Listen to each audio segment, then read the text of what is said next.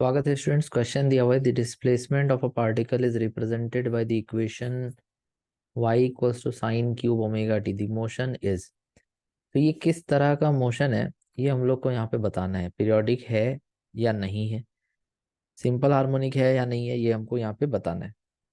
तो अगर कोई equation a equal to minus omega square X या फिर a equal to minus omega square Y, तो a अगर डायरेक्टली प्रोपोर्शनल हो x का या माइनस एक्स का, ए अगर डायरेक्टली प्रोपोर्शनल हो माइनस एक्स का या फिर ए डायरेक्टली प्रोपोर्शनल हो माइनस वाई का, तो वो एक एसएचएम को रिप्रेजेंट करता है।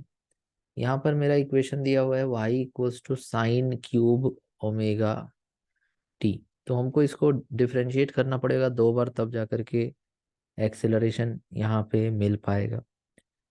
तो डिफरेंशिएशन करने का तरीका देखो, यहाँ पे क्या कौन सा लगाने वाले हैं। मान लो कि हम लेते हैं let sine omega T is equal to Z. तो ये हो जाएगा साइन ओमेगा टी जेड हो जाएगा। तो यहाँ पर हम इसको लिख देंगे जेड का क्यूब। उसके बाद हम इसको डिफरेंशिएट करेंगे D Y by D T के लिए, जो हो जाएगा वेलोसिटी। तो D Y by D T. लेकिन अगर हम ध्यान से देखें तो यहाँ पर z जो है वो t के साथ कैसे उसको डिफरेंशिएट करेंगे, उसको z के साथ करेंगे ना। तो इस वजह से हम इसको लिख देंगे v equals to D Z cube by D Z into D Z by D T. इससे फायदा क्या हुआ कि अब हम जेड क्यूब को जेड के साथ डिफरेंशिएट भी कर सकते हैं। और पिछला इक्वेशन और ये इक्वेशन दोनों सेम है, डी जेड कटेगा तो ये वही इक्वेशन है जो पहले था, बस थोड़ा सा लिखने का तरीका बदल गया। तो v इक्वल टू आ जाएगा d Z cube by D z का डिफरेंशिएशन क्या होगा, 3 बाहर आ जाएगा और z का पावर स्क्वायर इंटू, देखो d Z by D t यहाँ से निकाल लो। D Z by D t equal to d sine omega t by D t. तो इसका डिफरेंशिएशन हो जाएगा कॉस ओमेगा टी, और टी के साथ ओमेगा है तो वो बाहर आ जाएगा। तो यहाँ पे जो D Z by D T लिखा हुआ है इसको तुम लिख दो ओमेगा कॉस ओमेगा टी। इतना हो गया, क्लियर है। अब आगे बढ़ते हैं हम लोग। अब आगे बढ़ते हैं, 3 ओमेगा जेड स्क्वायर कितना होगा, साइन स्क्वायर ओमेगा टी और कॉस ओमेगा टी पहले से यहाँ पे क्लियर है यहाँ तक। अब देखो साइन स्क्वायर ओमेगा टी को हम क्या लिख सकते हैं, 1 - cos square omega T into cos omega T, ऐसा लिख सकते हैं। मल्टीप्लाई करोगे तो क्या आ जाएगा, 3 omega cos omega T -3 omega cos cube omega T, ऐसा कुछ आएगा। समझ रहे हो बात। तो अब अगर हम इसको डिफरेंशिएट करें तो एक्सेलरेशन मिलेगा।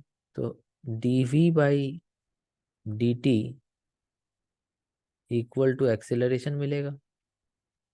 तो यहाँ पर इसका डिफरेंशिएशन तो इजीली हो जाएगा, क्या हो जाएगा, 3 कॉस ओमेगा टी का डिफरेंशिएशन हो जाएगा माइनस साइन ओमेगा टी, और टी के साथ ओमेगा तो उसको बाहर लिखना पड़ेगा, ठीक है।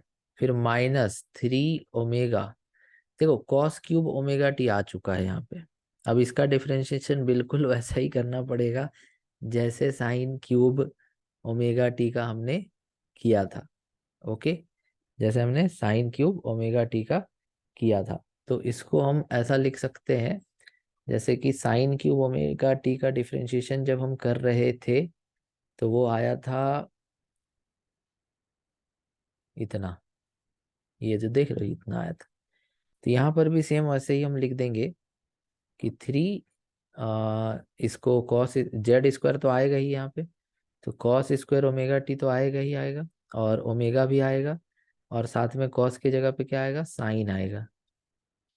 समझ गया, ऐसे लिखना पड़ेगा हमको। मतलब इसको हम मान लेंगे जेड क्यूब, तो इसका डिफरेंशिएशन हो जाएगा 3z स्क्वायर, और फिर उसके बाद D Z by D T करने के लिए कॉस का साइन माइनस साइन, मतलब माइनस भी रह गया, तो ये डिफरेंशिएशन तुमको बार बार नहीं करना है, एक बार जो करे थे ना वही कर देना है यहाँ। ठीक है, समझ गए। तो ये कॉस क्यूब ओमेगा टी कितना हो जाएगा, -3 cos square omega T sign omega T into omega.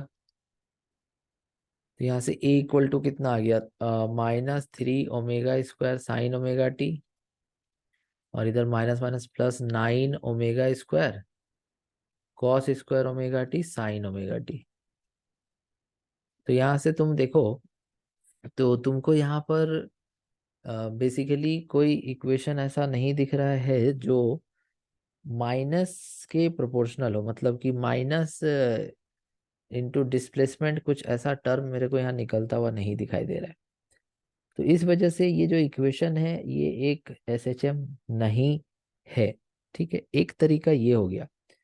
अब तुम इसको दूसरे तरीके से भी बना सकते हो। एक मिनट, थोड़ा और आगे बढ़ा देते हैं। A equals to -3 omega square sine omega t plus 9 omega square cos square omega t को लिख देना 1 minus sine square omega T, तो ये हो जाएगा sine omega t minus sine cube omega t. फिर इसको आगे बढ़ाना और फाइनली तुम लिख देना, यहाँ पे लिख रहे हैं, इसको तुम फाइनली लिख देना a equal to -3 omega square sine omega t plus 9 omega square sine omega T. तो ये हो जाएगा 6 omega square sine omega t. ये दोनों को हमने सॉल्व किया, फिर -9 omega square sine cube omega T. तो ये जो इक्वेशन आया है इसमें कुछ ऐसा टर्म तो मेरे को दिख नहीं रहा है जो कि क्यूब के प्रोपोर्शनल हो। जैसे तुम अगर चाहो तो इसको ऐसे लिख सकते हो कि 3 ओमेगा स्क्वायर यहाँ से जैसे हम कॉमन ले ले रहे हैं। ठीक है, 3 ओमेगा स्क्वायर हम यहाँ से कॉमन ले लेते हैं।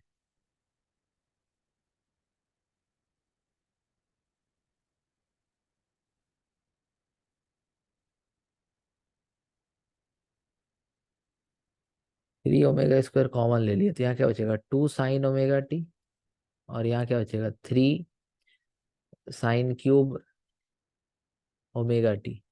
और आगे बढ़ो तो यहाँ पे तुम्हारा 3 ओमेगा स्क्वायर, ये 2 साइन ओमेगा टी क्या है, वाई का power 1/3 -3 sign cube omega T क्या है, वाई का पावर वाई है। तो ये ऐसा आ रहा है।